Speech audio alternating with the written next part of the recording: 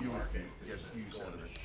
It's nice to have that size screen. I'm definitely gonna get one because I like the pen that comes with it too. I mean, that comes with it, but you have to buy the pen. Oh, it has special. Does it have special features that a regular iPad doesn't, or is it just bigger? So it is special, but it has special features that the iPad doesn't do. It has more stuff to it. Like, Okay, for so it's example, not. for example, you got 4 speakers and stuff too. Oh, really? That's pretty cool. Just one example. Nice. Hello. Hello, dear. What are you gonna call it? No, it's Buster. The James, we can leave it on there then. We don't have to take it off now. Like to say that. I would take it off. I'm not taking it off. I mean, eventually it's gonna get dirty. Hopefully we'll clean it. Yeah, but we won't keep taking it off. Really? Whoa, you and your small head. That I've seen thus far, you know. That's cool. Maybe the other one the way it was, because the other one screwed onto the lens, so maybe it wasn't. White House checking into the 11 a.m. briefing. I don't know. That's right. Yeah, I know this one. Like,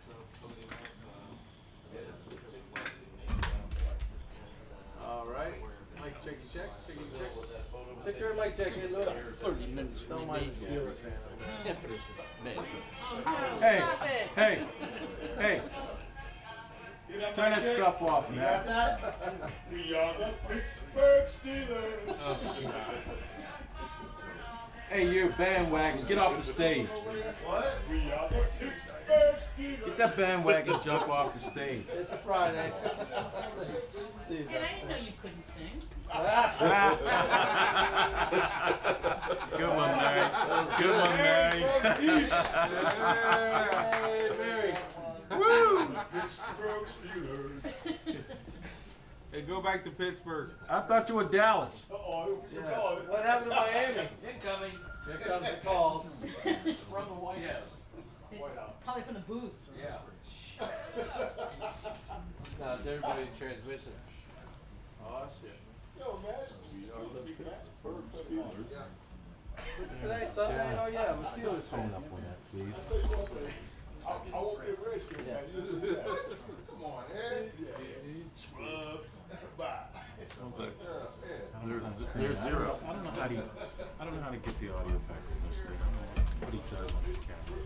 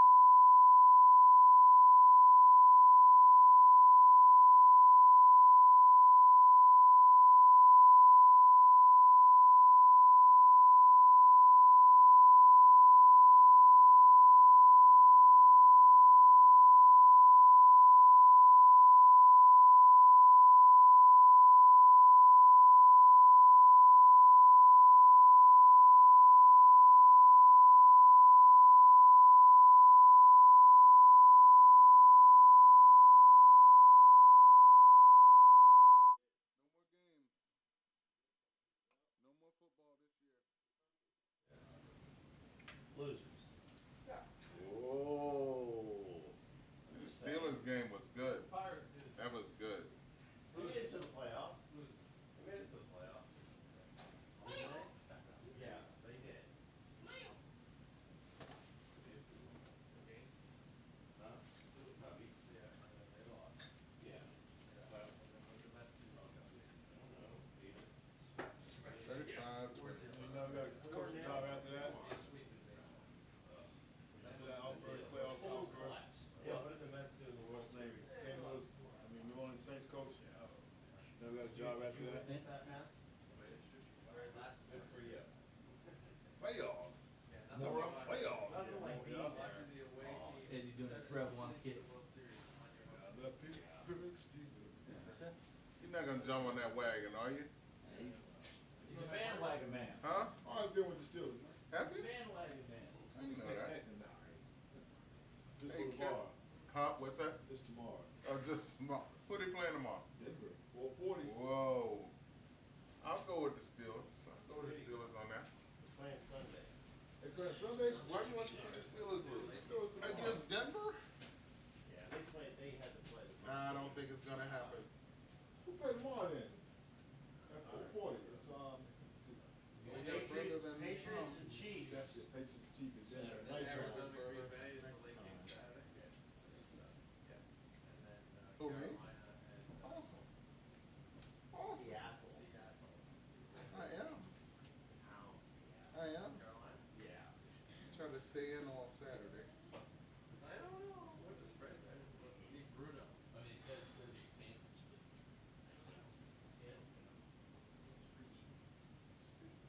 Panthers gonna fizzle out. You know what? Oh, here comes Craig. Yeah, that's cool. That's clean and clear. I checked it. Everything was okay. But that's just me.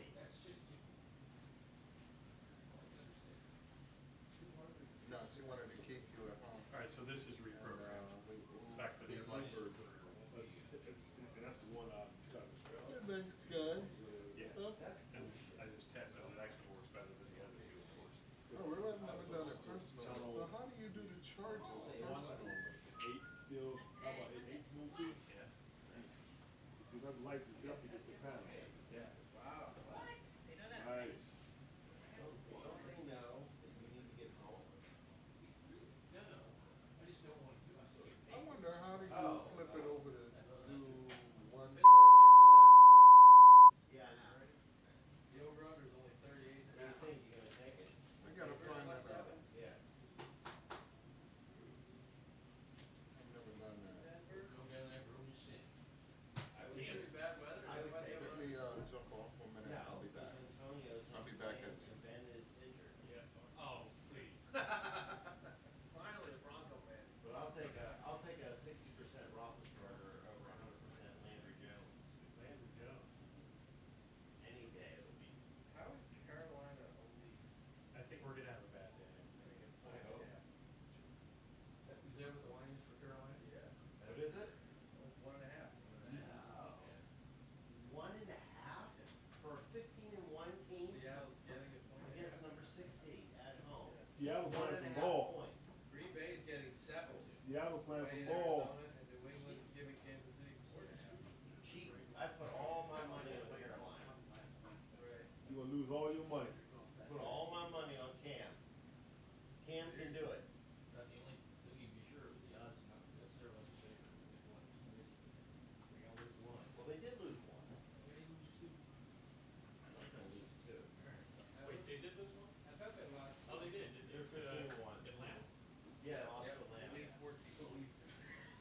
Yeah, everyone thought they were skating, and Atlanta goes, nah.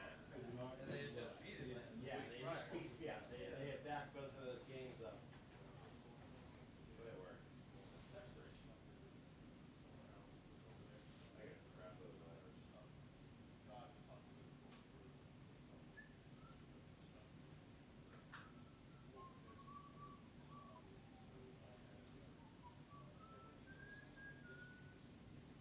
You think we could go wearing the C302 picture?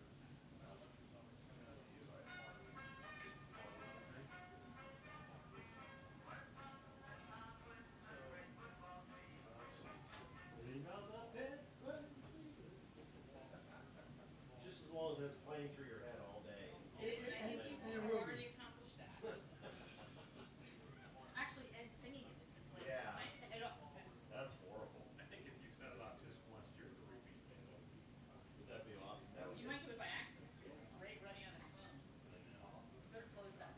I know, I have to put it on the vibrate.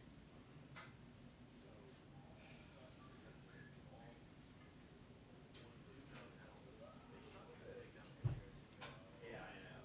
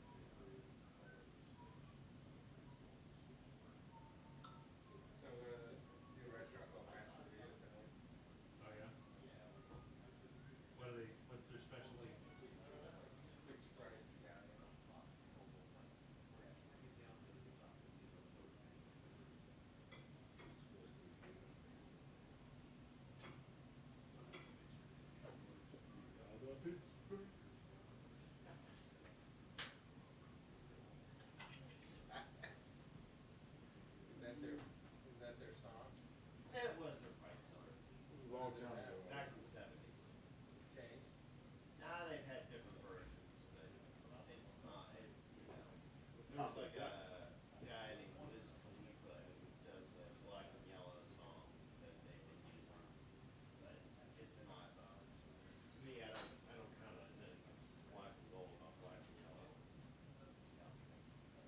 That's what you believe, right? Like, Gold.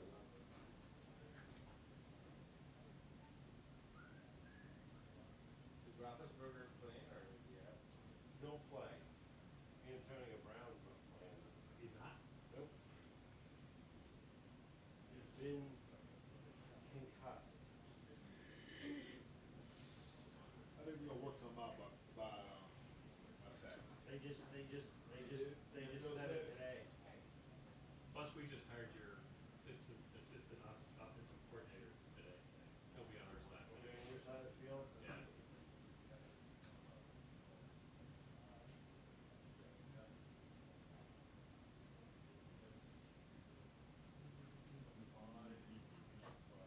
I just wonder how much money Chipotle is raising right now. How many millions of dollars? Or not? Who wants to go there? What are the chances of getting fucking something that'll take you down? Not me. Be brave.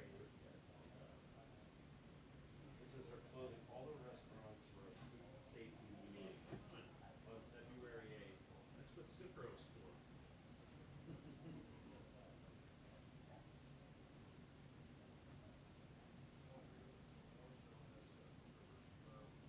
I think,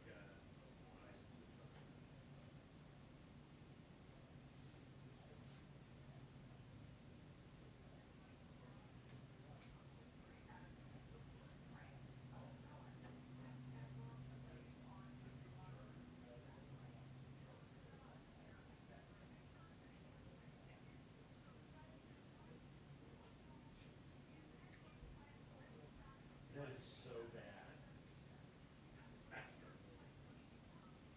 Who's gonna be quarterback for Urbandale? Not a man. yeah, man, I think they can start. Manny started. We're just keeping their fingers crossed, nobody gets near him. Look,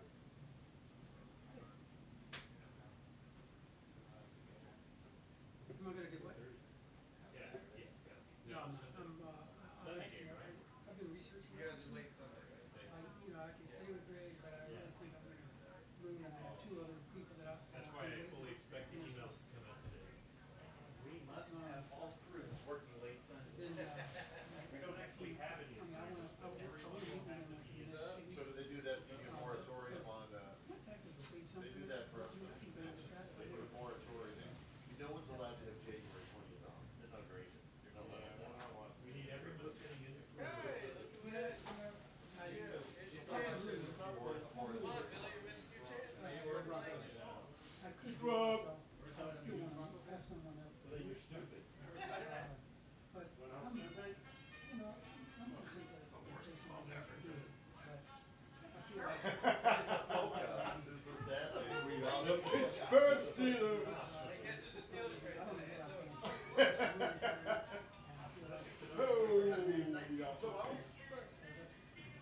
Originally, yeah, Pennsylvania polka. The other thing is, It's music pierogi by.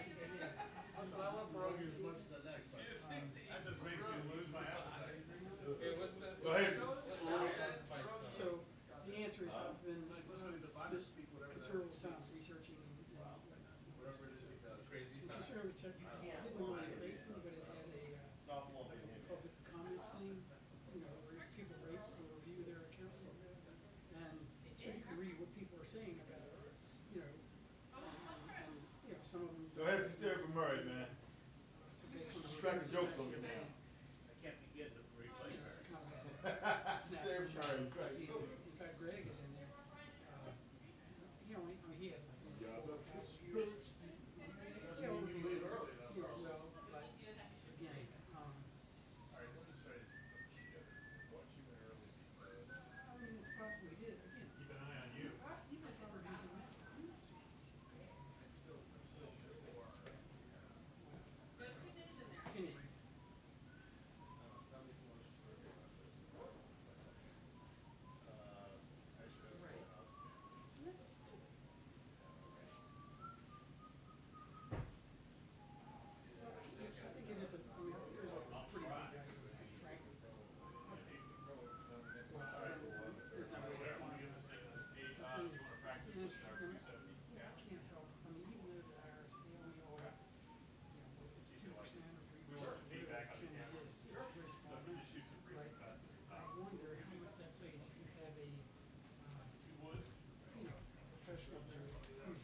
assigned it more versus someone who does it themselves.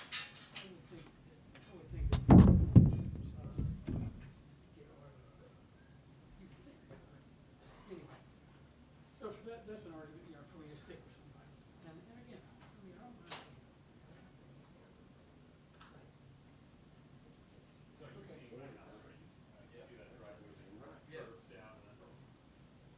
We're on the same track. Numbers right here to call and set it up.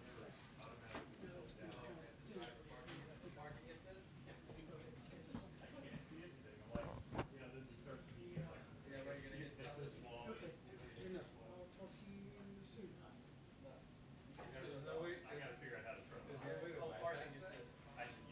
Yeah, I have it on the somehow you brake can too, turn it off. and sometimes, that's dangerous.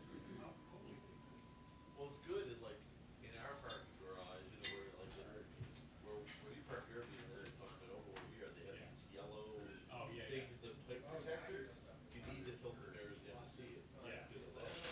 Yeah, but my driveway is Shit every is the new plan. So you're backing up a curve out to the street. You don't want it. That's funny. Yeah, there must gotta be a way to turn it off. In this city. Especially because that feature, you know, it's high end. That's not available on every vehicle. For who, what is it? Half point. That's it.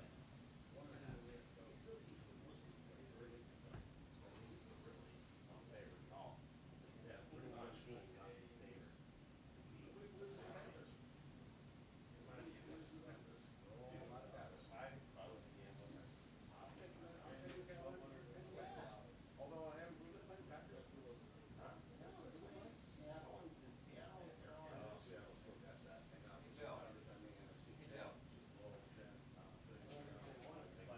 But I agree with you, I agree.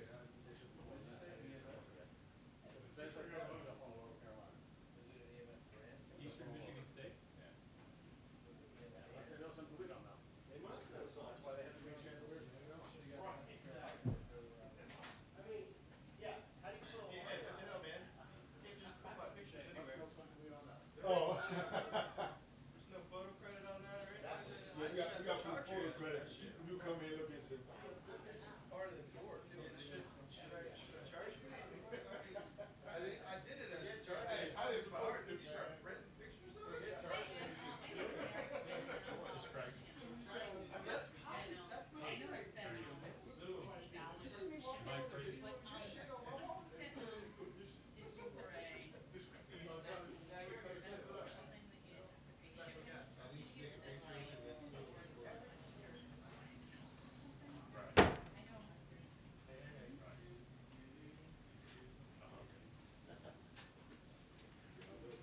It makes me smile. Hey, hey. well, my credit card. That makes me smile. But I thought, You know, if the Bears were in it, we'd all see tour down Chicago. All right, yeah, because there was just, What? kind of bounced it off of Cole and Wallace. And Wallace emailed back and said, no, that's correct. Cole was like, "Oh, I think it's supposed to be 25." Why is he on these? He was seeing him as we do to you guys. Ooh. What'd you say? What'd you say? It's got, you know, nothing. Oh, please. Walmart closed 269 stores. You know the economy. But not all of them in the US. Right. 102 mini stores and then the rest of them around the world. Walmart is? Yeah. That's why the market's going to shit. Oh. So I should like You go know, back. Market's down 300 points. If, well, But we gained 3 Walmarts in DC though. You know that? Oh, right. That's really popular in DC right now. Right. They are. 2 near my house, I got 2 of them. well, they know where all the money in DC is at. All right, I appreciate it. Are you up off of Georgia? Yeah, Oh, and I remember going up and shoot that when they were building that. yeah. Because they had that council thing where they weren't gonna let them finish They it. always talk about, oh, it's gonna happen, it's gonna happen. You know what? People need a place to go to the shop that's reasonable. Costco. Right, but you don't have one of them either. Yeah, they do. Where? They got one in Gotta DC. go east. Oh, Oh, that's right, they put one over on New York Avenue. We got Lowe's in there too. Yeah, but you gotta have something for your neighborhood. Yeah, we got Not Lowe's. everybody can get over there. We wanted that though. You gotta get on 3 buses, you gotta make 3 bus transfers to get over there. And how you gonna carry that microwave and toaster home? Yeah. We got big Point at that parking shirt lots, with man. somebody in it. Uber, baby. I'll point at it if there's nobody in it. A girl coming in. Brisbane? I don't know, man. Good. Hey, Peter, Are we all checked in? we all checked through? All right, sweet. You're not Peter. No, that's not Peter. Definitely not. Well, speaking of Hafley, Well, please, yeah. What are you doing there, Ed? his With fingernails. all your schwitz all over the counter? Ed, Really? what, take that shit somewhere else. Wait till he paints them, that'll be fun. We're gonna match his toenails, he said. You know, they have people that'll do that. Yeah, no, man. You gotta go see one. Tomorrow. Oh. They do Saturday, Sunday. Yeah, they're Koreans, they're open all the time. Yeah, definitely. Every Sunday. She's good. She's at her feet too. Yeah, I think you gotta do it all. They'll put a little clear coat on there and it'll be just the best. White sand, man. Sorry.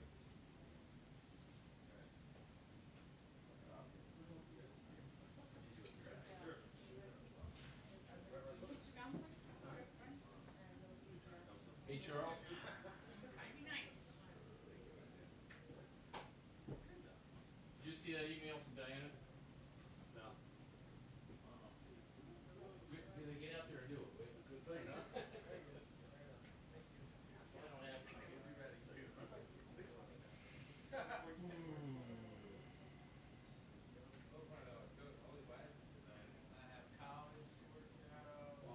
Nationals baseball camp, trial with my 6-year-old, got signed up. Wait, these are, no, I'm sure there's 20.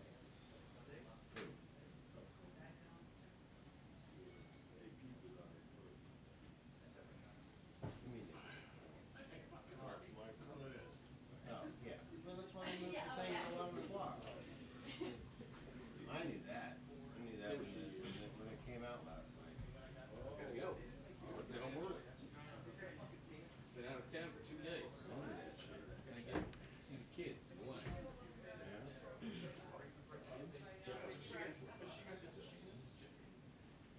Well, that's the thing, is they get to go to the park. Private plan. Hey, Bill, Yes, stand up there, please. sure, I'd love to. We just sit there for a second. You just want FaceTime right now. Don't play it. Why not? Inappropriate. Really? He's going out to the public. Hey, nice job on the first lead.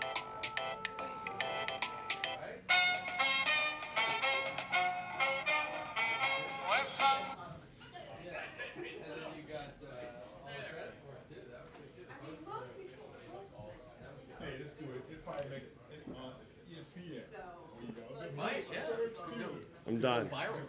Go viral. You know somebody rolling this down, right? Yeah, they're rolling on it now. It'll be on the night show. This guy, Look at this idiot. Look at this guy in the White House. Oh, yeah.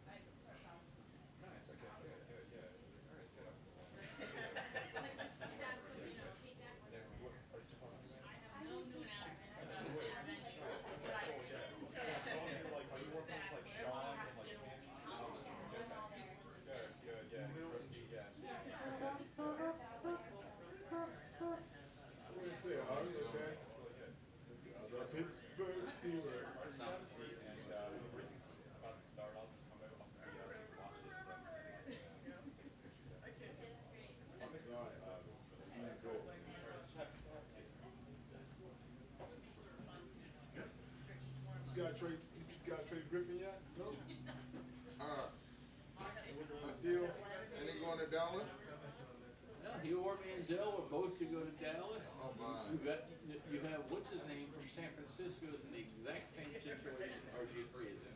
Who is? Kaepernick. Yeah, they want him out there too. He got $12 million, must make a decision, and he's coming off two shoulder surgery and a hand surgery, 2 weeks ago. Nobody wants him, so Kelly wants him, but they don't know because of his ability. Yeah, sure. Everyone in the world will see it, but it's okay.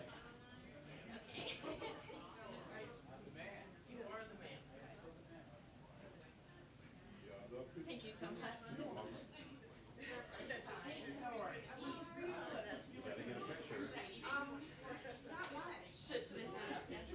Or you badge over your shoulder.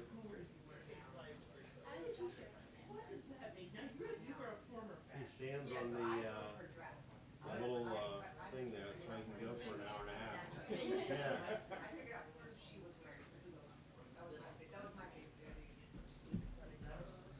Can we get it? Can I like pretend I'm Josh? You can do whatever. Fix the hair. There you go. Electronic toys, moving position. I'm going for this party.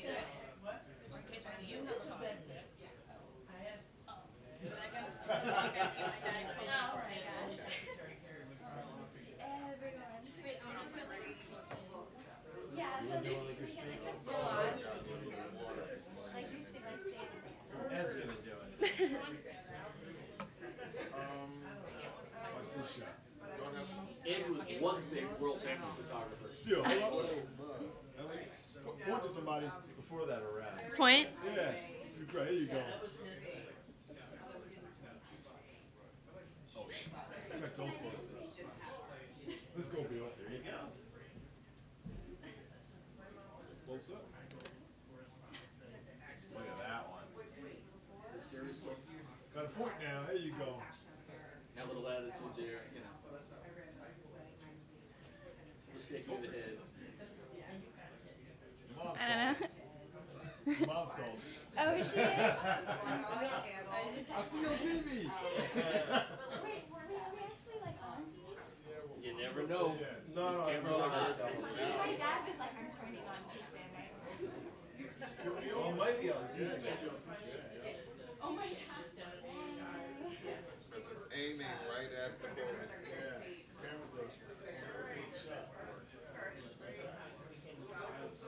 Shots there. Those Who? Thank you. James. Oh, they got a Fiji now? Keep it back. No, they just water me. Thank you. In case I get those dry throat I got my cough. bottle here too. I got a bottle here just in case of that. Yes, yes. And like small. Next to that photo. I like when I was trying to be stern with my face. I was being so big, so I'm like, so small. They're used to getting a little step for the thing.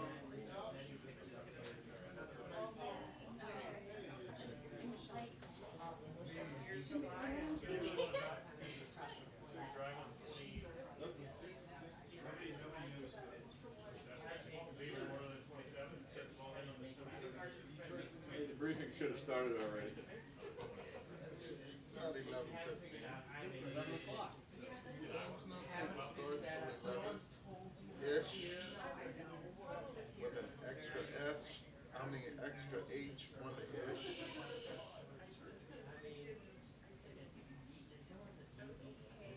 Today's surprise guest is Nick Saban.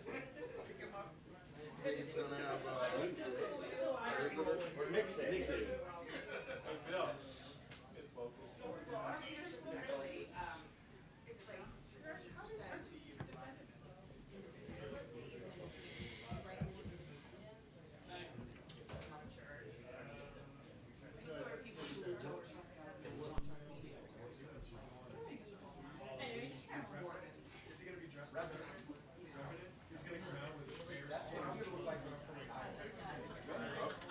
Chair.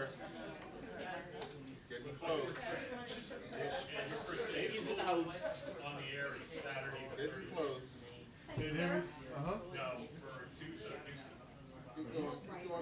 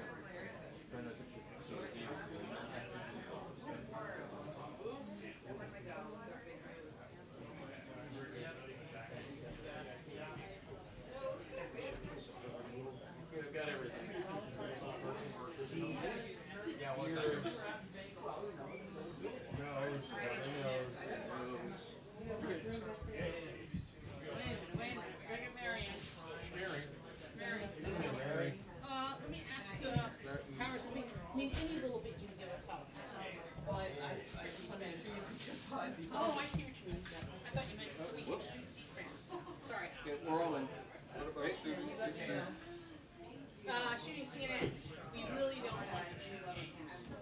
Oh, don't Sorry. you, Yeah, Jay? there have been days when. I We have, wanted to, but we don't. I have old brain. We I have hold old back. brain. When you look at it, helping. Did you know that Lipitor makes you like, you get word recall and But it's what for? high cholesterol. Yeah. When I first, couple of, once after I started doing Lipitor, all of a sudden, Oh, by the way, drinking I was like, couldn't think of things. Lost my train of thought halfway through the sentence. The old Man, medicine I'm really was getting old. physically And like I read, that gets so bad on Lipitor that they changed to other drugs.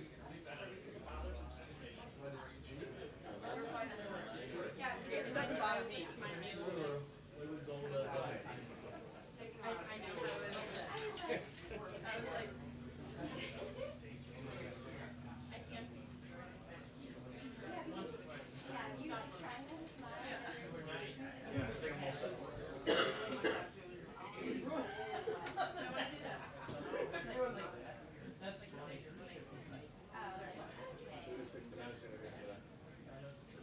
You know, I'm not really sure. They're doing a piece in 60 Minutes Sports. So if it, maybe the president chatting about Final four. something like that, that would be big. I'm trying to think if there's anything else like that. They're here, if you have to have it in.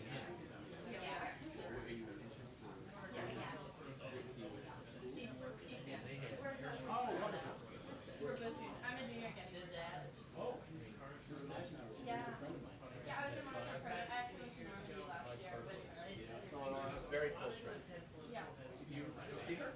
I see her First I was every like, couple weeks. she's great. She's like, we do now. Oh, I think you do. And she was a very good friend. Great friend. I've got that picture there. There's no coverage on that.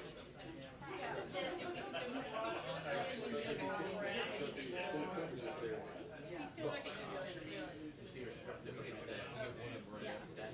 These are the people who have they do it. Oh, I see. Oh, it's very good. Very Yeah. good. People that have, Well, there's no one better. that have commercials. So one of the things we always have here, we're in Oh, yeah? CBS. Good. I let you go in October. I don't know how they're gonna get it. My charge is that. So my retirement's going down the cost. Oh, yours must be where mine is. Well, this one is, I've got a fair amount of Disney. Down $3.50 a day. Especially since I'm 60 years old. I don't, no matter where it is. No, it's all gone. Never come back. You know so much about entertainment stuff. And say hi to Steve Simmons. If these people are so old and stop selling marketing, I don't understand.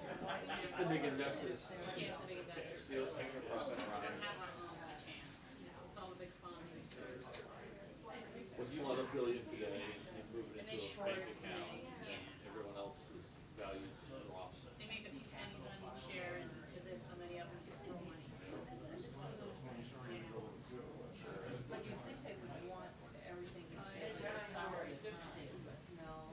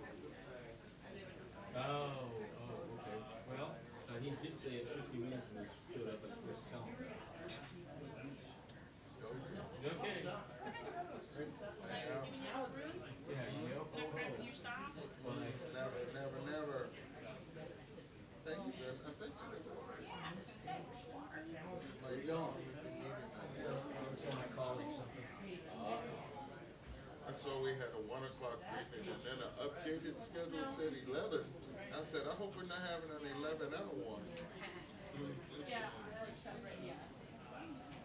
I will adjourn, I'm just letting you get back. It actually makes sense now that I actually hear it. Check the number. Should be an interesting day. You guys made it through? You guys are both seeing the C-SPAN people? So then where are you guys all from? I'm in East Counties. Scully's department? French? No, it's everyone thinks it's French. Tea is very common. Where's that? Well, my parents moved to Gujarat province? No, Southern India, Kerala. I just You should don't go know. there. The Modi has turned that place around. Absolutely, it's amazing. What are the Modi for? I think Modi is good for all of us. He turns around. Brought out Ford Motor Company. Someone needs some down. I go to Dexter College. I'm like, So you went to both these. He's got some. no, I go to university. So you left a case of beer. It's the only one. Beer, so Starbucks. Yeah, I like the New Yorker and Someone who's that actually works for some guy. It's like tradition we have. How are you? Long time. Thank you. It's our, Well, that's what she's showing back there. offering, during final speech. You know, like, really well. I should show you. Coffee's a good one. Coffee's good, people leave, like, lamp posts, like TVs, crazy things. Or, Yes, yeah. and I can't Fashion, decide now these what events. I have a feeling that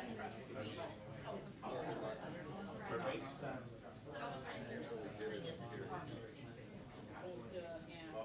Right. What do you think? Yeah. The C-SPAN camp.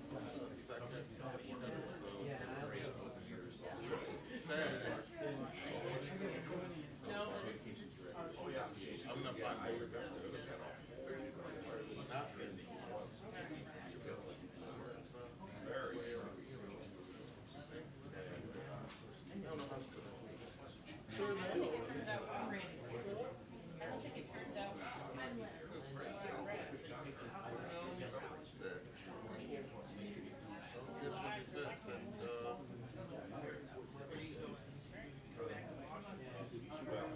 I'm actually just, I'm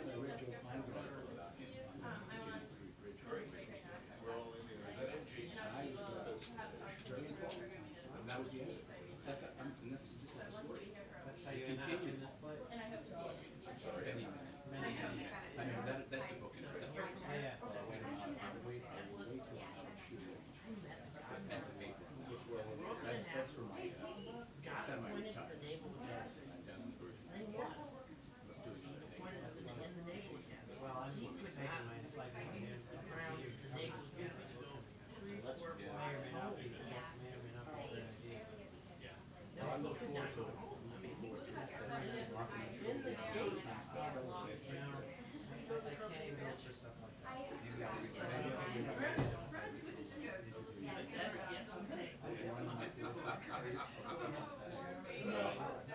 How do you find you? To be here. Well, not only here, but I've got you on the. Thanks very much.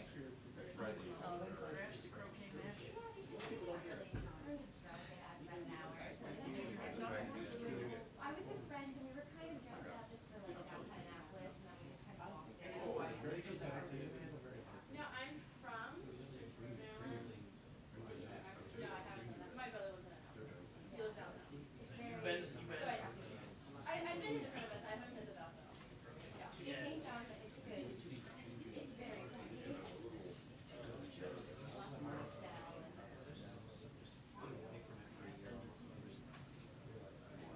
I've been to a couple of it's really cool. It's very. I've been to Naval Academy. I've done the Bay Bridge. Oh wow, yeah. General. Done that. Hey, we have questions, right? Right, it's down 400. But I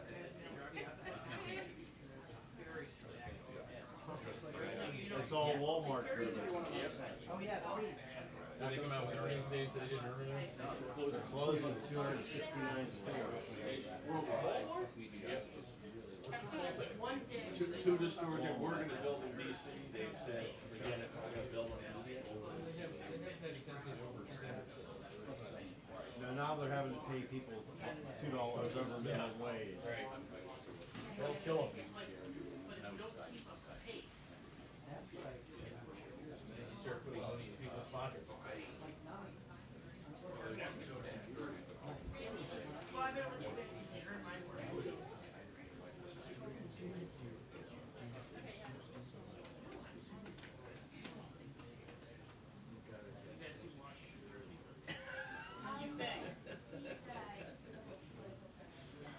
This is the 2-minute warning for the press briefing. This is the 2-minute warning for the press briefing.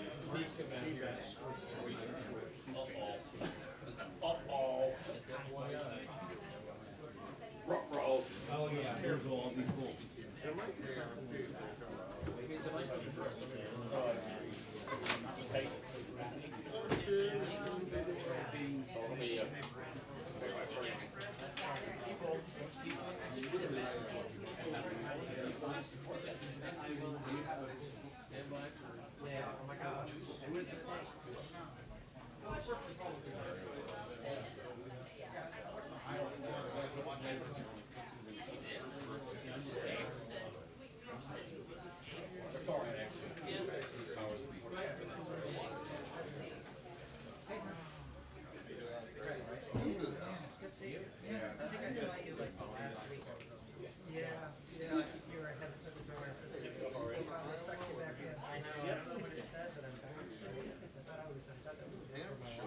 Doesn't work. Never say never again.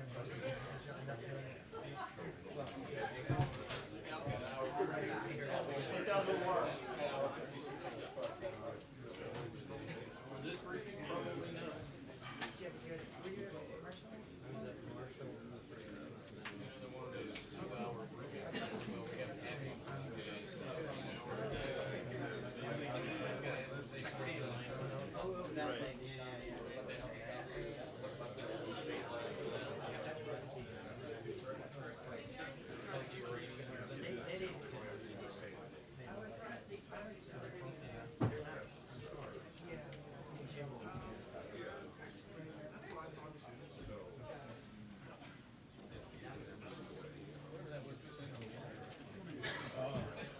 Mark says it to me.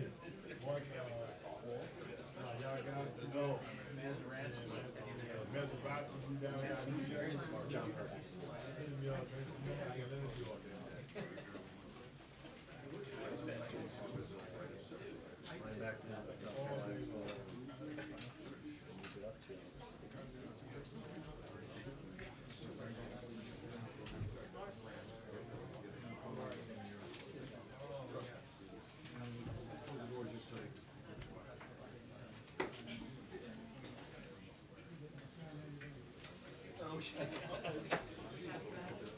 Good, no problem. Yeah. All right, time to go.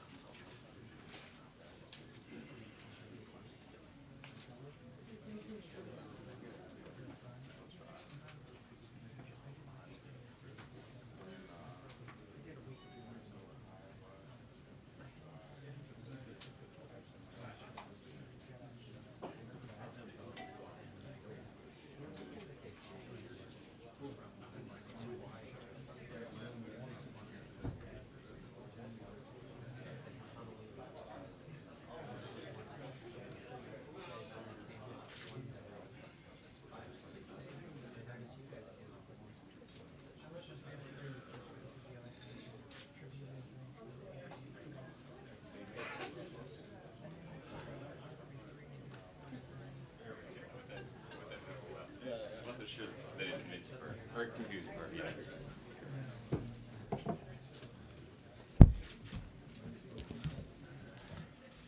Good morning, everybody.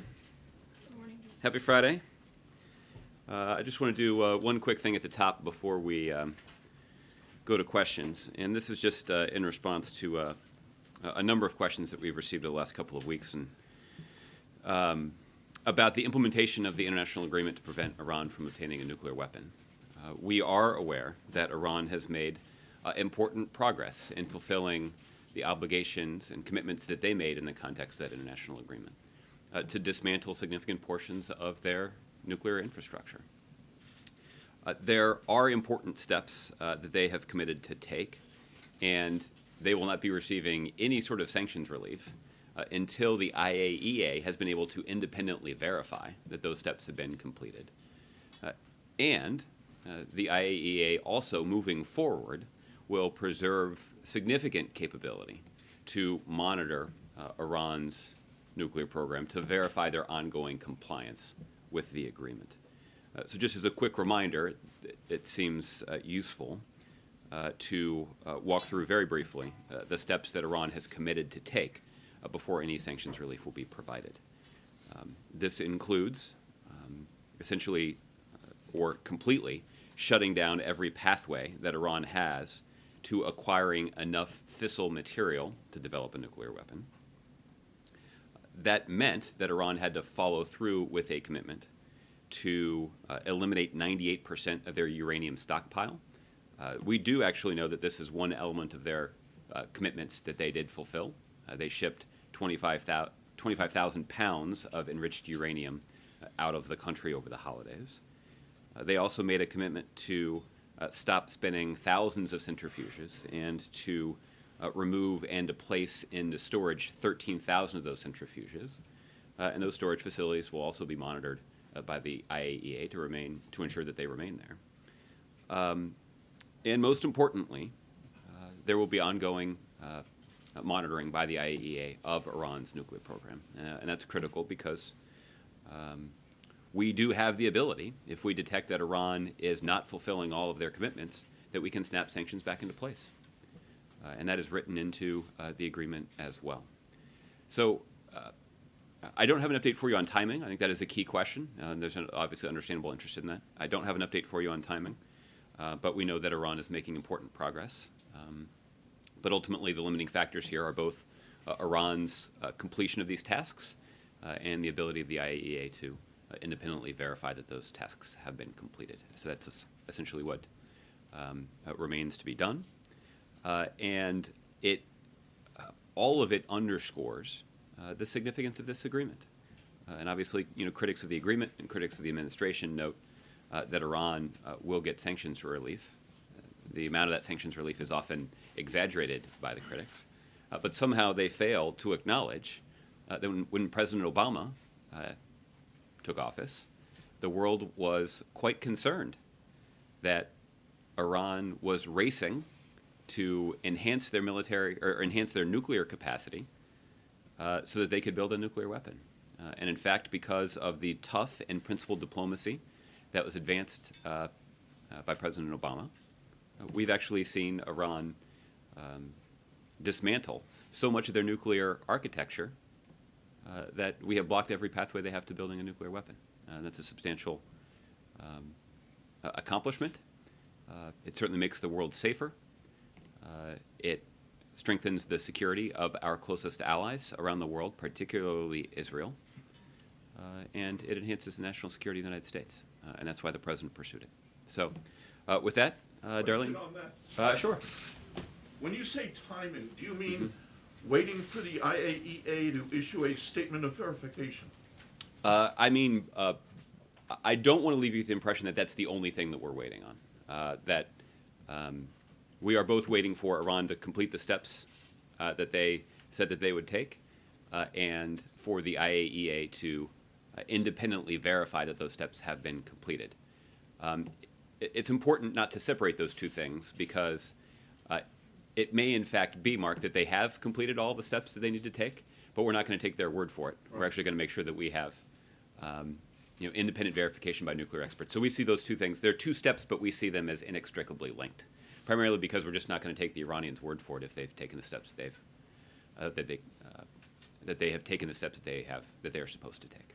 Well, that makes it sound like the IAEA is what you're waiting for. I don't mean to leave you with that impression, because it may be that Iran hasn't taken actually the steps that they're supposed to take. So these are just inextricably linked. But I think the leadership in Iran has made quite clear that they are working aggressively to fulfill their end of the bargain. And we certainly welcome the zeal with which they are pursuing the fulfillment of their commitments. But at the same time, Mark, we also want to make sure that they don't cut any corners. And that's why independent verification has been, in some ways, the key part of this agreement from the beginning. Because there is, based on their history, a lot of distrust about the way that Iran talks publicly about their nuclear program in particular. So again, they are two steps, but they are inextricably linked. Okay, Ron, did you have something on this too? You said that the amount of sanctions relief that they're going to get is often exaggerated. Mm-hmm. What is the accurate amount, or how would you describe what they are getting? Well, my colleagues at the Treasury Department can give you a little bit more detail on this. The number that is often cited by critics of the deal is $150 billion. And our experts have indicated that that is, like I said, an exaggeration. The number that I have heard is that it's closer to 50 or 100, not 150. And the reason for that is in part that Iran has a lot of bills that have come due. And so much of the sanctions relief that they will receive will immediately be devoted to paying off debts that they have incurred. The second thing that's important for people to understand is that the sanctions relief that they receive will merely allow them to get access to their own money that is currently in the international financial system. So it's not as if there's an impact on the taxpayers of the United States here. These are essentially sanctions that were designed by the United States, enforced by the world, to essentially limit or outright prevent Iran's access to their own money that was in the international system. They're getting the growth on that money. I'm sorry? They're getting the growth on that money as well. Less debts. Sure. No, look, I'm not suggesting that Iran's not getting anything. I'm just suggesting that they're not getting anything, any financial resources from the United States. It's their own money. Second, it's worth being accurate about what the amount of money that is. It's not $150 billion. For more precise calculation, I'd refer you to the Treasury Department. And the reason I wanted to go through this exercise is it's often described by our critics as what Iran is getting, but they fail to note what the international community is getting and what the United States is getting and what impact that has on our national security. And what we're getting is verifiable confirmation that Iran won't have a nuclear weapon. And as recently as 5 or 6 years ago, there was a real concern about what would happen to Israel and to our security interests in the Middle East because of Iran's aggressive pursuit of a nuclear weapon. It wasn't that long ago, a year ago, that the assessment of the United States intelligence community that Iran was within 3 months, that essentially they had a 3-month breakout period. Now we know that once this deal goes through, and hopefully that will be soon, that breakout period will be extended to a year, and because of our verification measures, we'll know right away once they have begun to take those steps. So, again, the benefits for the United States, for Israel, for our other allies and partners in the region, when it comes to our national security, are significant, despite the fact that they are often overlooked by our critics. You mentioned Israel. Have there been any discussions, or is there a strategy to talk to Israel? Are there discussions going on as this becomes more imminent? I know there's that task force that examining the overall aid package. For the Yeah, exactly. But is there something specific going on with the Israelis to reassure them now as we approach this implementation date? Yeah. Well, you touched on the main part of that, which is the work that is ongoing between senior officials here in the United States and senior national security officials in Israel to discuss the extension and expansion of the Memorandum of Understanding about U.S. military support to Israel. And the President has talked about how the commitment on the part of the United States to Israel's national security is unshakable. And Prime Minister Netanyahu has himself observed that the kind of assistance that's been provided by the United States under the leadership of President Barack Obama to Israel has been unprecedented. And we're seeking to further extend and deepen that kind of coordination and cooperation in the context of these discussions. That is something that they're working hard on too. Okay. Let me go back to Darlene. I don't want to skip Darlene, but I'll come back to you guys. Thanks. So. The governor of Michigan has tasked President Obama to issue an emergency and disaster declaration over the crisis with lead in the drinking water in Flint. Mm-hmm. Do you have a sense of how quickly the administration expects to make a decision on that request? There's a formal process at FEMA for considering these kinds of requests. That process is ongoing, and given the nature of the kinds of requests that are made in that system, those requests are considered expeditiously. Just as a matter of course, this one will be as well. I think it's important to note, Darlene, there are already a number of things that the federal government has done to respond to this ongoing situation. There actually already are FEMA personnel that have been deployed to Flint to serve as a liaison between the Long-Term Recovery Committee that was established by the governor and the relevant federal agencies that may be able to assist with existing programs and funds. There also was FEMA staff that was deployed to Michigan to provide some logistical and technical support to the state and local officials who are on the ground responding to the situation. I also know that there has been some physical supplies that have been provided by FEMA to the state of Michigan to respond to the situation, specifically bottled water. FEMA has a regular process where they stockpile commodities for use in responding to emergency situations. And just as a matter of course, what FEMA will do is that when those commodities get close to their expiration date, they often will donate those resources to charity. But in this case, they had bottled water that was nearing its expiration date, that they were prepared to donate to charity that has been redirected to this ongoing response effort in Michigan. So there are a number of resources that have already been dedicated by the federal government to assist state and local officials who are responding to this situation. What I didn't mention is that both the EPA and the Department of Justice have indicated that they're taking a close look at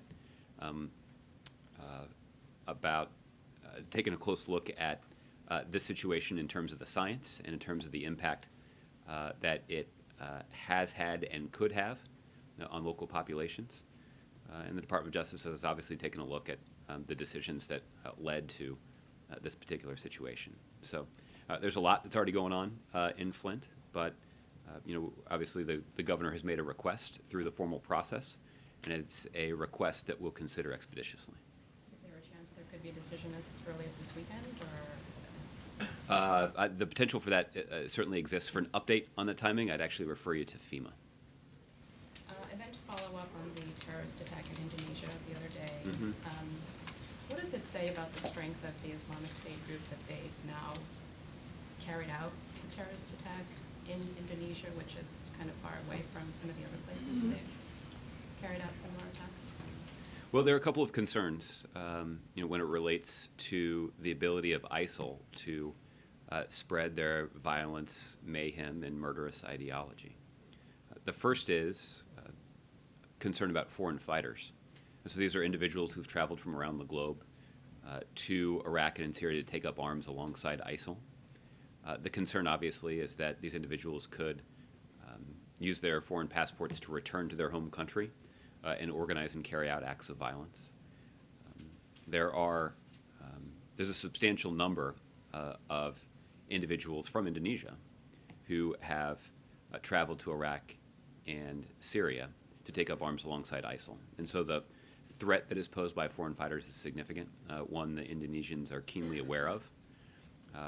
This is also a concern that the president himself is keenly aware of, and that's why almost a year and a half ago now, the president convened a meeting of the National Security Council, or the United Nations Security Council, to discuss how the international community could coordinate our efforts to combat foreign fighters, to share intelligence, to share information about individuals who are traveling, and that has enhanced the security of nations around the world. Obviously, there is more that we can do when it comes to information sharing to try to combat this effort.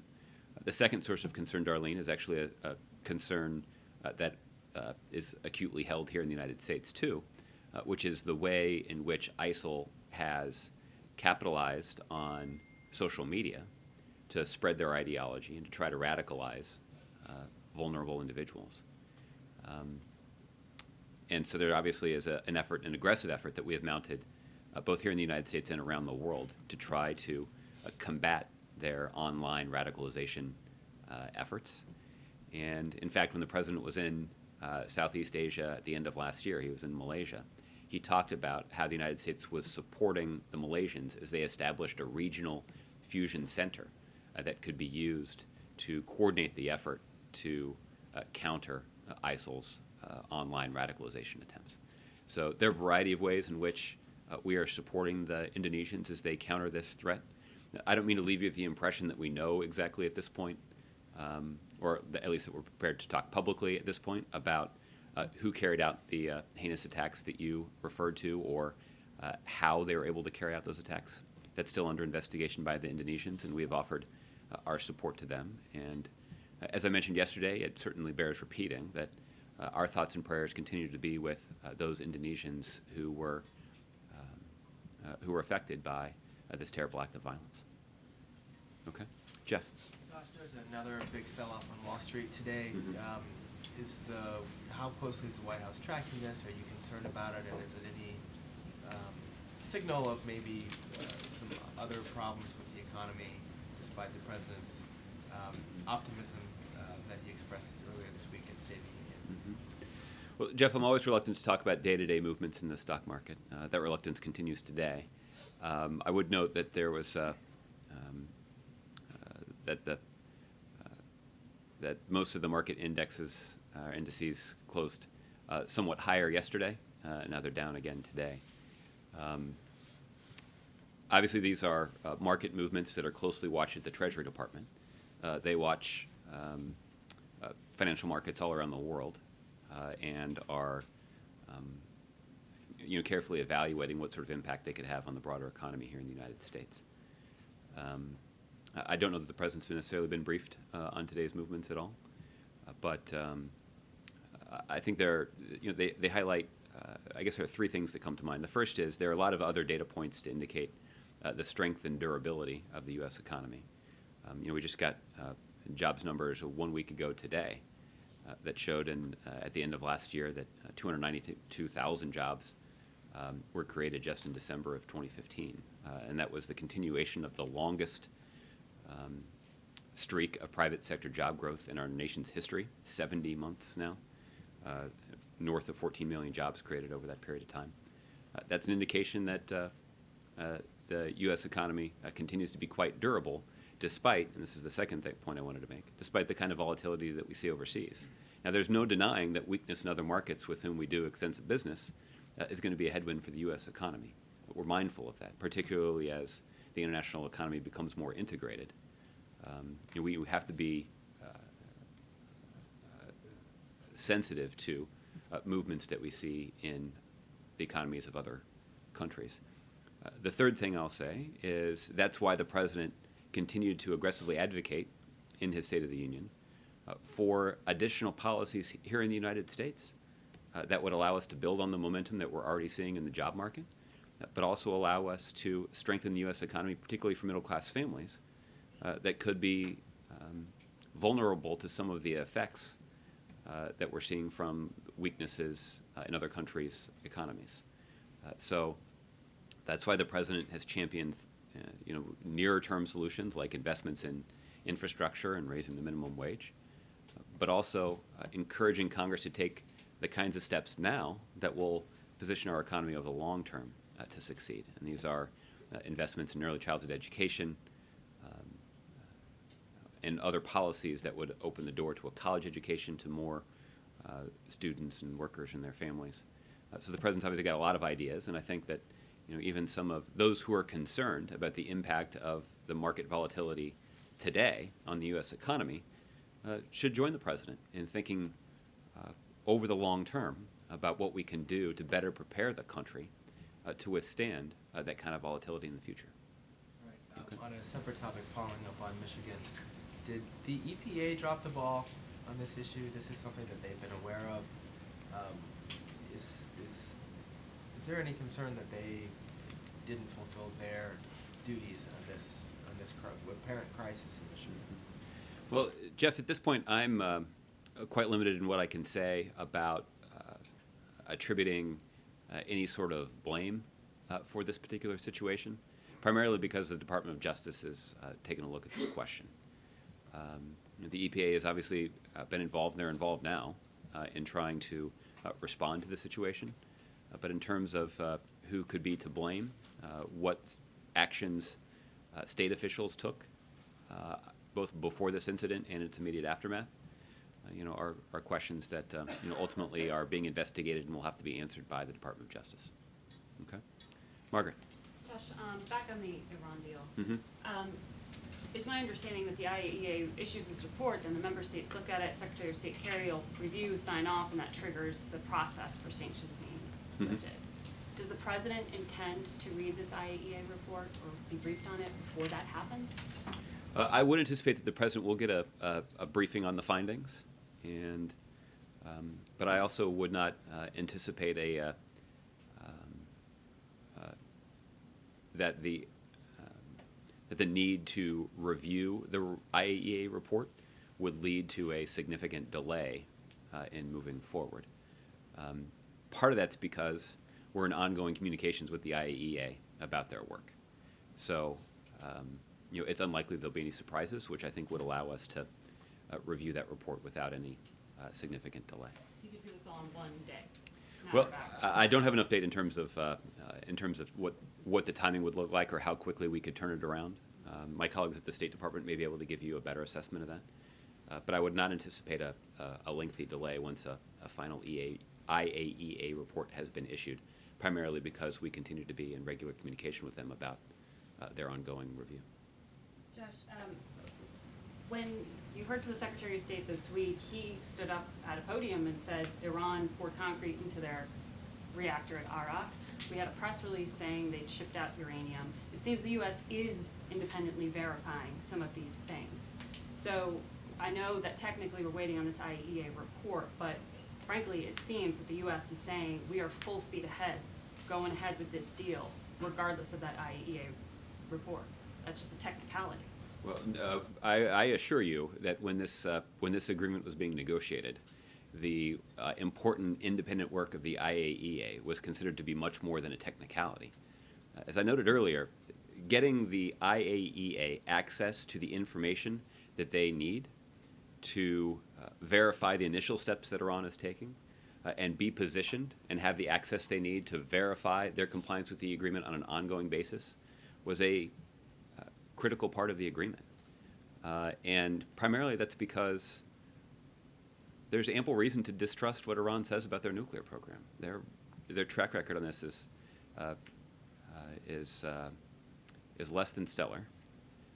And rather than be in a situation where we're quibbling with them about what we assess and what they claim to have done, we have basically created a system that will allow independent international nuclear experts significant access into Iran and their nuclear program to verify their ongoing compliance with the agreement.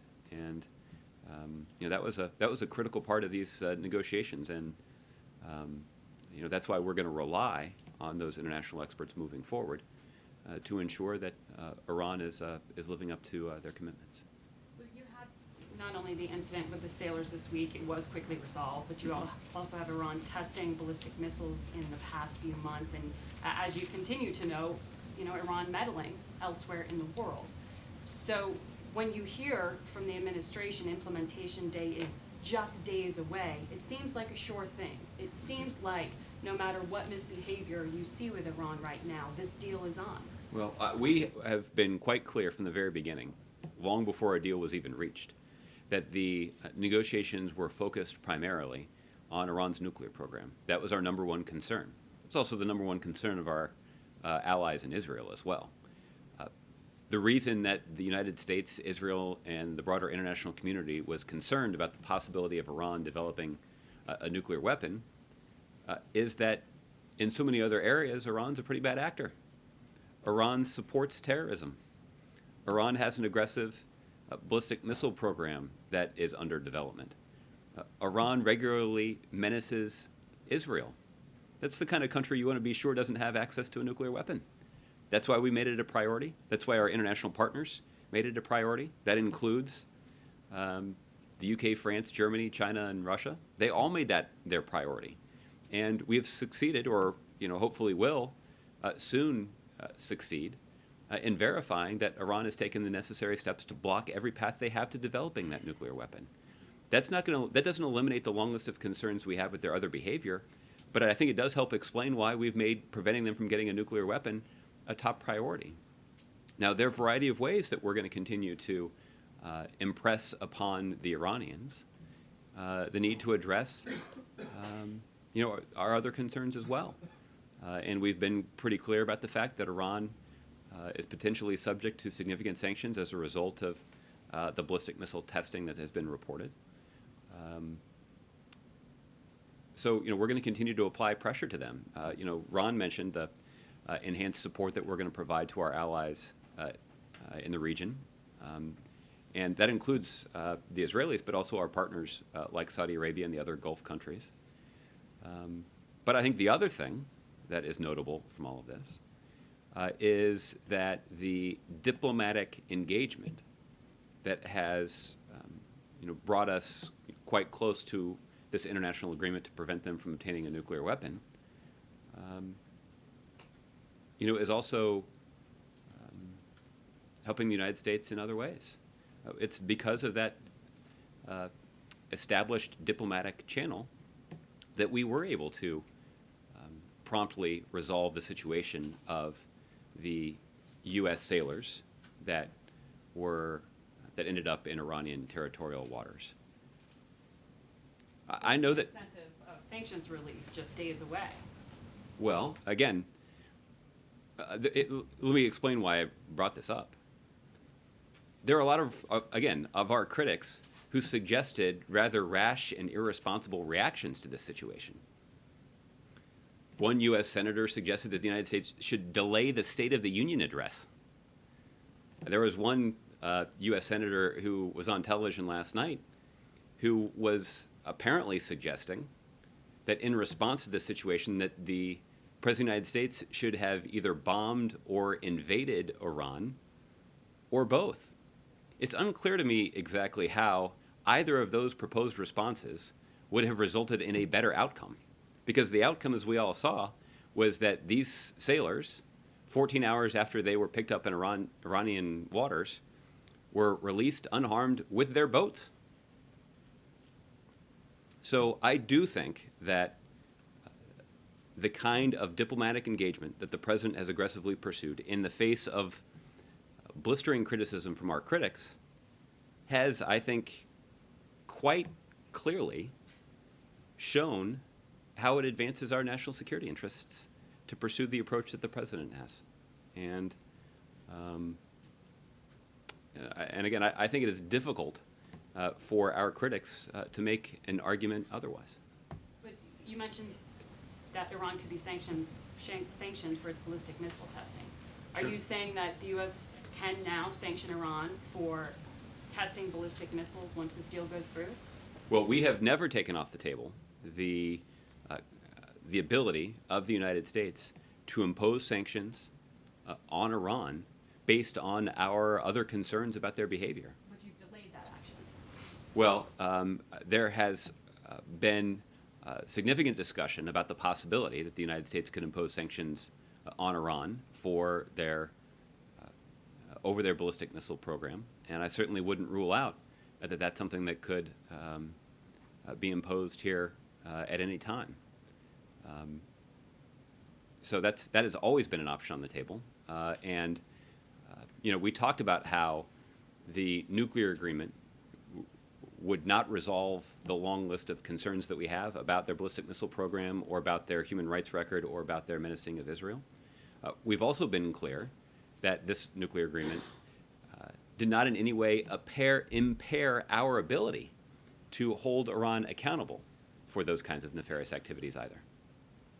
Lastly, once the technicalities of all this are done, would you anticipate that the president might call President Rouhani and perhaps personally ask for the return of the 5 American civilians, at least 5 Americans who are still held in Tehran? I don't have any presidential phone calls to preview for you, and I'm not aware of any current plans for the president to telephone his Iranian counterpart.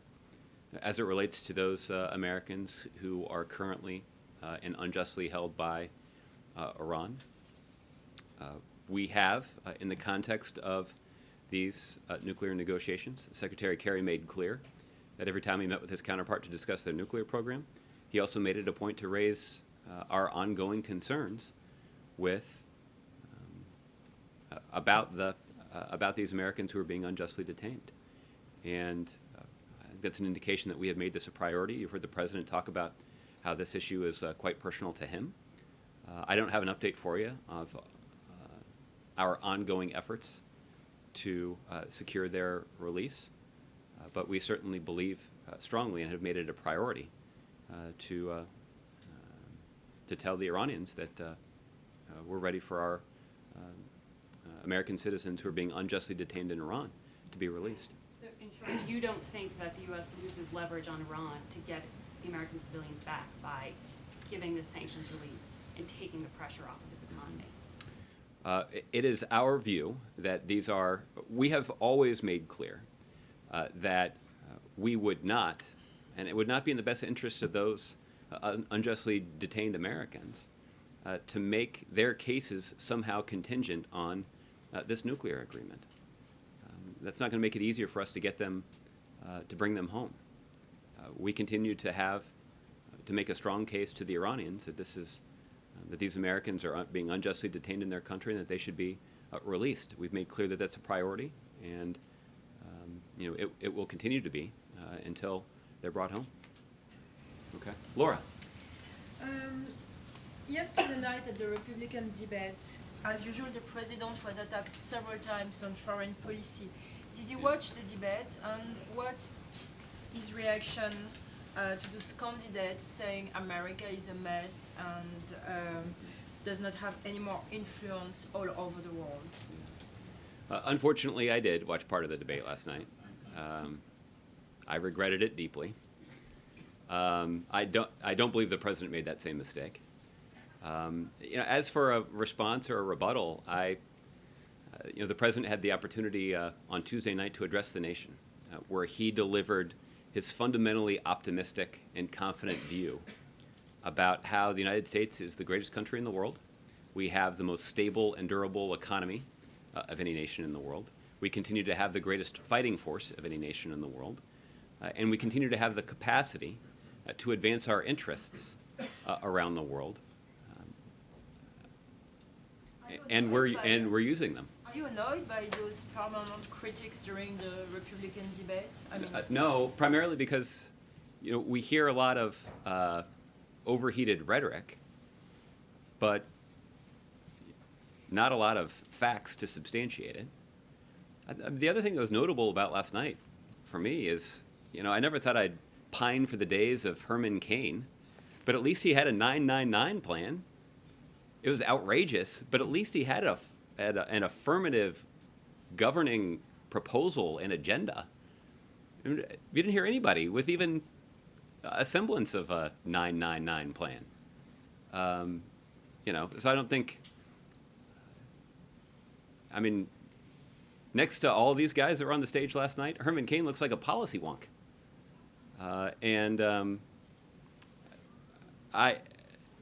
Again, the reason that is disappointing is the president's working hard to implement a forward-looking agenda that is going to expand economic opportunity for the middle class, that's going to make America safer around the world. And we've made a lot of progress just in the last few months with members of Congress reaching the kinds of legislative agreements that are going to advance that agenda. We reform No Child Left Behind in a way that will improve our education system and not subject our students to too much testing. We passed a 5-year transportation bill that will allow us to, at least over the long term, lock in some level of infrastructure funding. The president believes we need to increase that level of funding, but at least locking in that 5-year guarantee will allow state and local governments across the country to invest in the kind of infrastructure projects that are good for our economy. But there are other things, right, that we made permanent tax cuts for middle-class families and those families that are working hard to get into the middle class. We reached a budget agreement that would allow us to adequately fund our economic and national security priorities, $50 billion over the sequester levels that were advocated by a bunch of Republicans. So the president has an affirmative agenda, and we are actually having success in advancing it, despite the kind of opposition we see from the Republicans who are actually in the majority of both houses of Congress. That's what leadership is, and that's what the American people expect out of their president, and we didn't see anything close to that on the stage last night. Does the White House have any reaction about the Donald Trump comments on 9/11? Not really. I mean, you know, I didn't actually see that part of the debate that he delivered it, but I, you know, obviously read about his remarks. Look, there's no denying that people all across the country and around the world were inspired by the response of the people of New York City in the aftermath of 9/11. There's no denying that. Okay, Doug. Yeah, is the administration at all troubled or embarrassed that Iran is using these images, video, of these soldiers with blindfolds, sailors with blindfolds on, or on their knees with their hands behind their back, for propaganda purposes? Doug, primarily what we were concerned about when it came to our soldiers is making sure that they were released promptly and unharmed. And all of that happened within 14 hours of their originally being taken into Iranian custody when they drifted into Iranian territorial waters. But were you troubled or embarrassed by Iran using these photos? Well, I don't think there's any reason for anybody to be embarrassed. I think there's a reason for us to be certainly relieved that our servicemen and women who are protecting America in a very dangerous part of the world were released pretty shortly after they were taken into custody. Can you tell us what the rules of engagement that these sailors and these boats were operating under in the Persian Gulf? The Department of Defense could give you a better sense of the kind of instructions that they were given before their mission began. What the Secretary of Defense has said is that they erroneously ended up in Iranian territorial waters. The circumstances that led them to this particular situation are still being investigated by the Department of Defense, who's conducting interviews with the soldiers who were involved. So there's more that we'll learn about this particular situation. But it seems there's a lot of cryptic blocking of information coming out. It's been well over 24 hours now. We have instant communication. These soldiers have been interrogated by their superiors. Presumably, either the Pentagon or the White House would know precisely what went on, yet there are so many gaps. In fact, we had a senior Pentagon official tell us yesterday that the administration is blocking the facts from getting out. That's not true. I think we've been pretty transparent about this, and I think we've been transparent about the fact that if we had followed the advice of some of the Republican critics of the administration, we'd probably be in a bloody war with Iran right now over our sailors. The fact is, our sailors right now are out of harm's way. Their boats were released, and there was no loss of life. It's unclear to me, by the way, exactly how the safety and security of the United States or our men and women in uniform is advanced by starting a war with a nation like Iran that has an advanced military.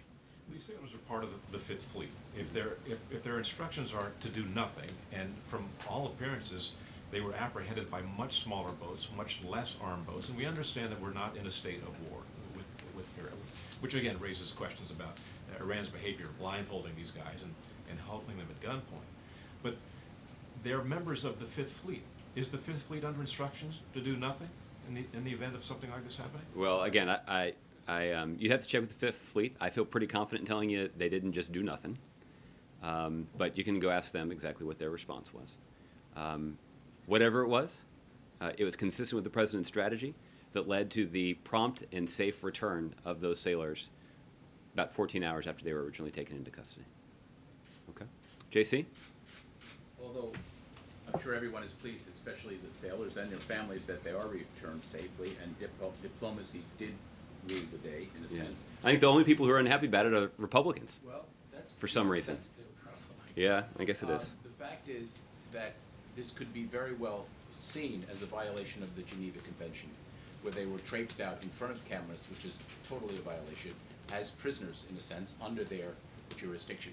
Has anyone given that any thought, and will there be a particular protest to that?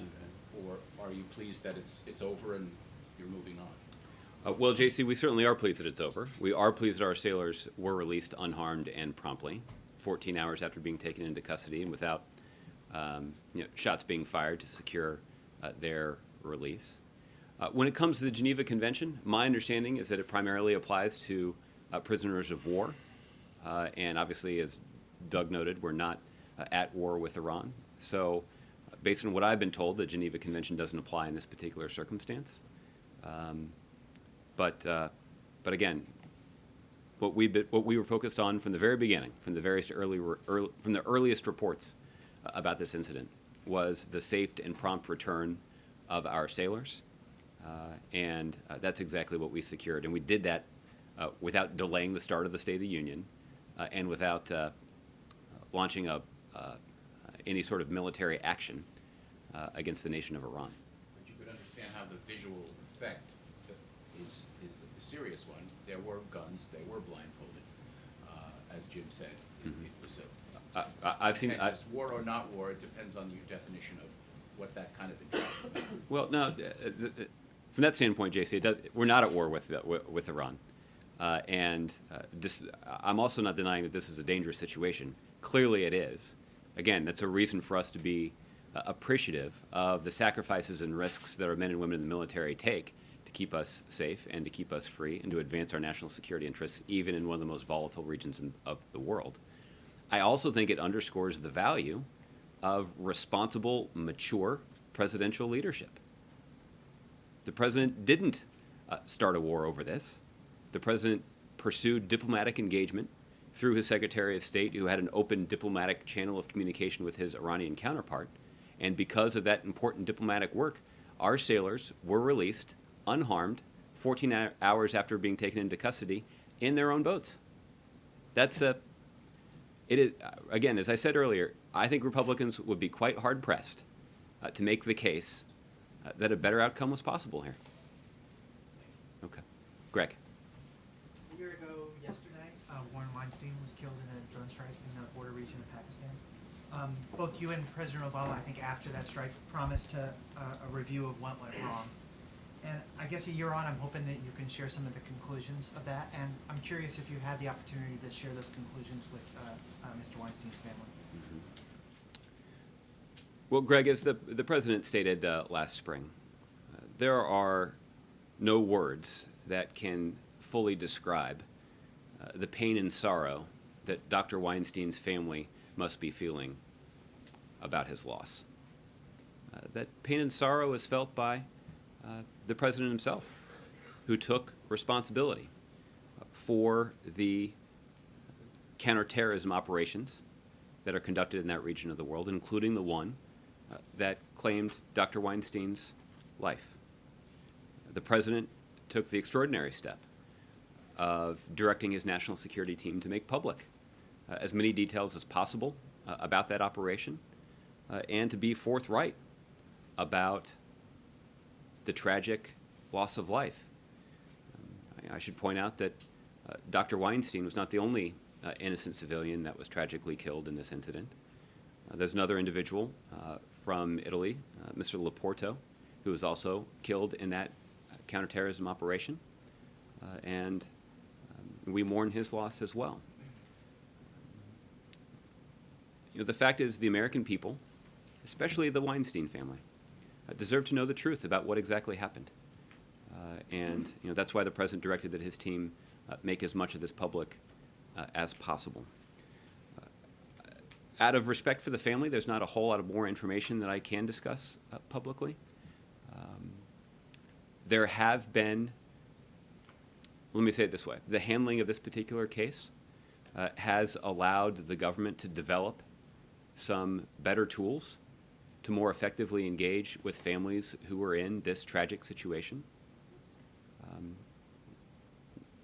Over the summer, we announced a whole set of reforms to the way in which the U.S. government is structured to ensure that we are effectively integrating the capabilities and information of a variety of government agencies that are responsible for trying to rescue American citizens.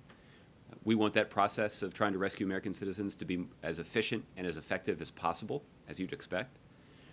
But the other thing that we wanted to improve was our ability to communicate with their families and to share as much information as we possibly could about what the United States government is doing to secure the release of their loved one and to make sure that they are updated as frequently as possible with reliable information.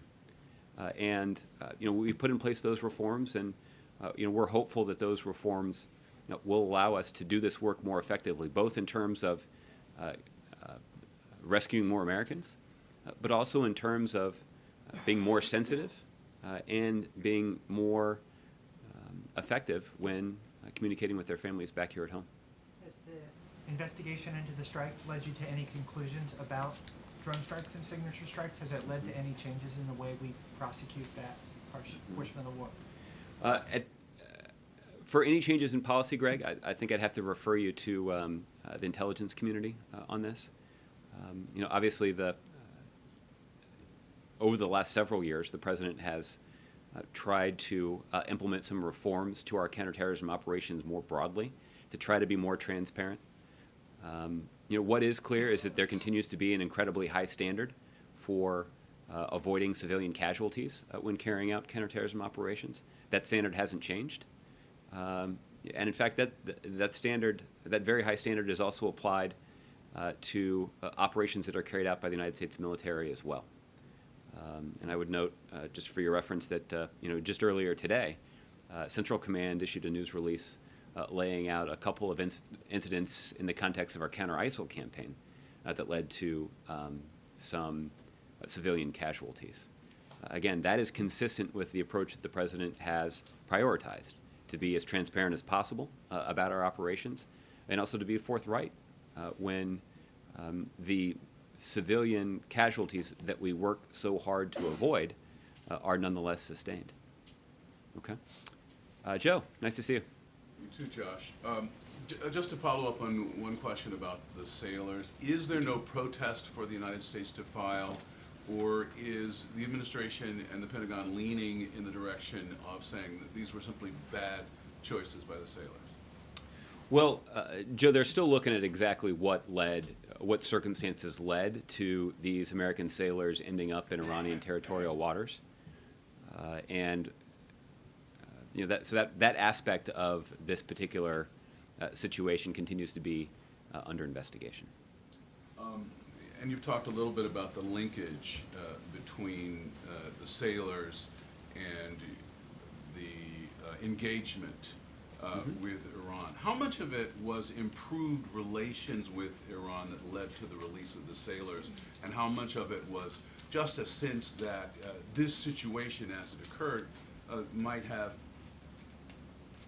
thrown a wrench into the program as the IEAE report approached? Well, I think it is hard to fully assess the motivations of the Iranians who ultimately made the decision to release these sailors promptly. I think what is beyond dispute is the fact that effective diplomatic engagement from the earliest reports of this incident was critical to our success in securing their prompt release. And that kind of diplomatic engagement, that channel of diplomatic communication, was established between Secretary Kerry and his Iranian counterpart in the context of the protracted, years-long negotiations over Iran's nuclear program. And look, in his inaugural address in January of 2009, the president talked about how the United States of America and our national security interests could be advanced by appropriately engaging through tough principled diplomacy, even adversaries of the United States like Iran. And that was subject to a lot of criticism, not just by Republicans, by the way. There was a spirited debate about this in the context of the presidential campaign in 2007 and 2008. But you know, I think that what we have seen in terms of our progress in getting Iran to take steps to all but dismantle their nuclear infrastructure in a way that actually shuts down every pathway they have to building a nuclear weapon, and quickly diffusing dangerous incidents like the one that we saw with the sailors earlier this week, I think is a powerful endorsement of that approach. A quick El Chapo question for you. He bragged in his Rolling Stone interview that he moved more heroin and other drugs through here than anybody else. Is there any sense as to whether that's true, and is there a feeling here that extraditing him to the United States will somehow dismantle his organization where others have failed? Yeah. Well, you heard the White House Chief of Staff, Dennis McDonough, say that that kind of bragging was disgusting. The desire to capture Mr. Guzman was motivated by the sense that his capture could at least disrupt the ability of an international criminal organization to traffic a variety of things, including heroin and other narcotics, through Mexico and around the world. I don't think, unfortunately, that we can say that this kind of capture, while significant, will succeed in dismantling that organization. But we are hopeful that it will be a little harder for them to operate and do the damaging work that they do without their leader. And you've been asked about the debate last night. The president has sort of renewed his push to try to create reconciliation among the parties at a time when he is being harshly criticized by Republicans. Yeah. Is it realistic to try to push for reconciliation, at a time like this, or is this just going to turn into the president's work on getting out the base for the general election? Yeah. Well, look, I think the president made a pretty solemn commitment in the context of his State of the Union address to do more and to redouble his efforts to try to bridge the stark partisan divide that's on full display in the United States Congress. So I think there are a couple of ways to talk about that. The first is sometimes that divide is exaggerated, because I went through some of the things in answering Laura's question that we'd been able to accomplish at the end of last year. Reform of No Child Left Behind, the transportation bill, the budget agreement, locking in the middle-class tax cuts. I didn't mention things like reauthorizing the Export-Import Bank and finally moving through IMF reform. All of these are long-sought priorities of the administration, and all of them were accomplished in the space of like 6 weeks at the end of last year. And all of them by finding common ground with the newly appointed Republican Speaker of the House, or newly elected Republican Speaker of the House. So the kind of doom and gloom along party lines that's being advanced by a lot of Republicans, both in Congress and on the campaign trail, I think does make some people pessimistic about our prospects for legislative accomplishments over the course of this year. But just over the last couple of days, I've been talking about this a lot, this particular issue, and it has become clear that there are at least 6 things that this administration has made a priority that seem to be priorities that are shared by at least some Republicans on Capitol Hill. And I think in most cases, actually a majority of Republicans have identified these things as priorities. And we're hopeful that we can work with Republicans on them. Let me just walk you through them. The first is criminal justice reform. That's probably the one that we've talked about the most. There appears to be significant bipartisan majorities in both the House and Senate for common sense legislation that would reform our criminal justice system in a way that would make that system more fair and make our communities more safe. The president's certainly interested in trying to advance legislation that would accomplish that goal. We've also talked a lot about the Trans-Pacific Partnership. A lot of Republicans, there's strong Republican support on Capitol Hill for that agreement. There obviously are a lot of Republicans in Washington, D.C. who aren't in Congress, but often support congressional campaigns who are pretty enthusiastic about the Trans-Pacific Partnership Agreement.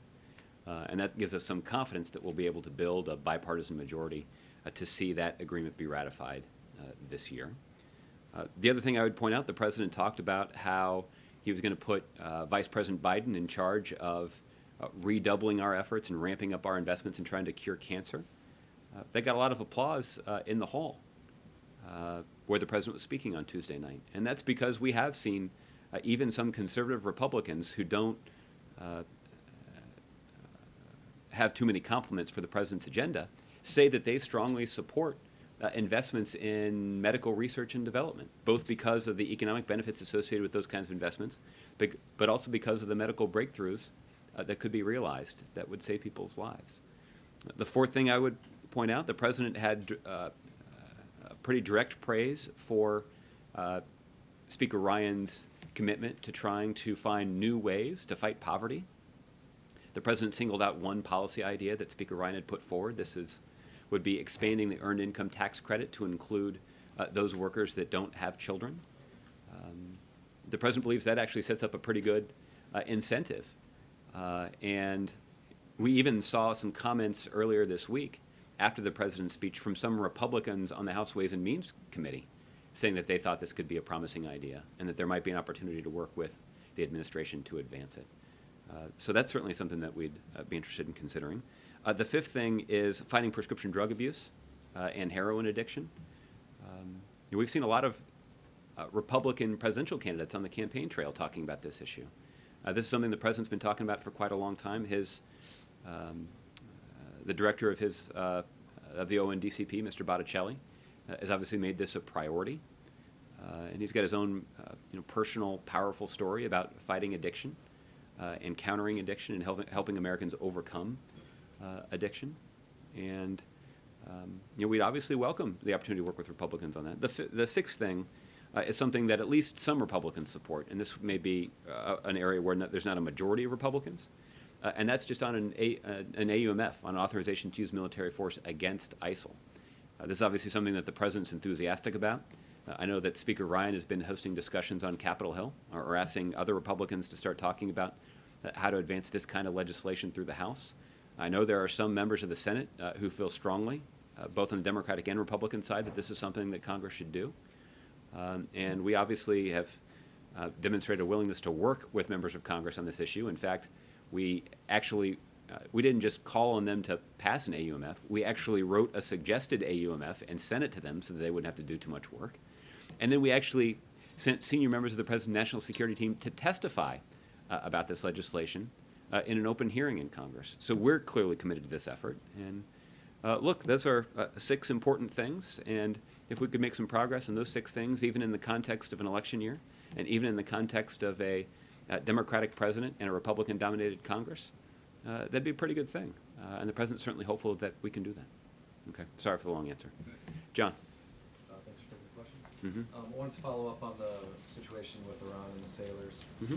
Does the White House see their actions as a violation of the military code of conduct, and specifically that I will not surrender under my own free will? If in command, I will never surrender the members of my command while they still have the means to resist. Did they have the means to resist? Was the boat disabled so they didn't? What was the White House's view of that? Well, this is precisely part of the ongoing Department of Defense investigation, and so that's why I'm quite limited in what I can say about this, just because I speak on behalf of the Commander-in-Chief. There's a lot of sensitivity about the Commander-in-Chief being seen as interfering in an ongoing Department of Defense review, particularly one that I guess, as you point out, could have some criminal consequences. So we're going to leave all of that to the Department of Justice, and just out of an abundance of caution, there's not much I can say about that. Is there any sense whether they made this video statement under duress? That's unclear. I think common sense tells you that that certainly is a possibility. But this is something that the Department of Defense has taken a look at as well. And then you guys put out a fact sheet this morning talking about the momentum in the fight against ISIL. I just had, you guys talking about all the progress and everything that you've made really over the last year and a half. That ISIL hasn't had any major strategic victories since May 2015. Is the White House's view that we're winning this war? Can you put on your football hat and say maybe what the score is, what quarter it's in, or anything like that? Well, let me say it this way: that the president's been quite clear from the beginning that there would be areas of progress and some periods of setback. And I think that is the nature of any sort of military conflict, particularly one that's as unwieldy as this one. I think John, the best way to answer your question is that over the last several months, the United States and our 65 coalition partners have enjoyed a lot of progress. And there are a variety of ways to measure that, which is a couple of the best ways that come to mind would be the successful completion of the operation that was carried out by Iraqi forces to retake Ramadi from ISIL forces. Obviously, it was a pretty significant setback, one that we acknowledged here when ISIL did capture Ramadi. And it was a long planned and long, well, let me say it this way. It took significant effort and a lot of planning to mount the kind of campaign that succeeded in driving ISIL out of Ramadi. And that was an important indication that the kind of strategy that we've long discussed from here could work. And that is the United States and our coalition partners working closely with Iraqi forces to offer training, advice, and assistance to those Iraqi forces to make sure that they have the necessary equipment, and then to back up their efforts on the ground with airstrikes from the United States and our coalition partners. That was the recipe that allowed them to drive ISIL out of Ramadi. That's obviously an encouraging development. I think the other thing that I would point to is, and I don't think this is listed on the fact sheet, but we can get you more details on this, is that in the last couple of weeks in December, the United States and our coalition partners undertook the kind of strikes that allowed us to take 10 ISIL leaders off the battlefield, just in that relatively narrow period of time, including a couple that had connections to the network that carried out the attacks against innocent civilians in Paris. So I think that is an indication of the resolve that's being demonstrated by the United States and our coalition partners to hold ISIL accountable for their efforts to try to target innocent civilians. But it's also an indication that our efforts to develop intelligence and to learn as much as we can about ISIL's leaders is yielding some fruit. And the more pressure that we can apply to those ISIL leaders, the more worried we can make them about their own personal safety, the harder it's going to be for them to plot and plan and carry out attacks against the West. And so that element of our strategy is also functioning at a high level and yielding some important results. But this reluctance to say whether you're winning or losing, is that a reflection of ISIL's ability to launch these one-off attacks in Paris and their connections with San Bernardino and then now Jakarta? Well, I think it is a reflection of the fact that these kinds of military conflicts often don't lend themselves very well to sports metaphors. That's not an accurate way or an apt way to help people understand exactly what's happening. We're certainly mindful of the ongoing risk that ISIL poses, both because of foreign fighters and because of their sophisticated use of social media. But what's also undeniable is that when you take a look at the battlefield inside of Iraq and in Syria, there's important progress that's being made by the United States and our coalition partners, including Iraqi forces in Iraq and some of the moderate Syrian opposition fighters that are taking the fight to ISIL on the ground in Syria. Okay, Mike. A few questions, mostly nuts and bolts ones. Mm-hmm. Does the White House have any opinion on the New York law that would force backdoor encryption access?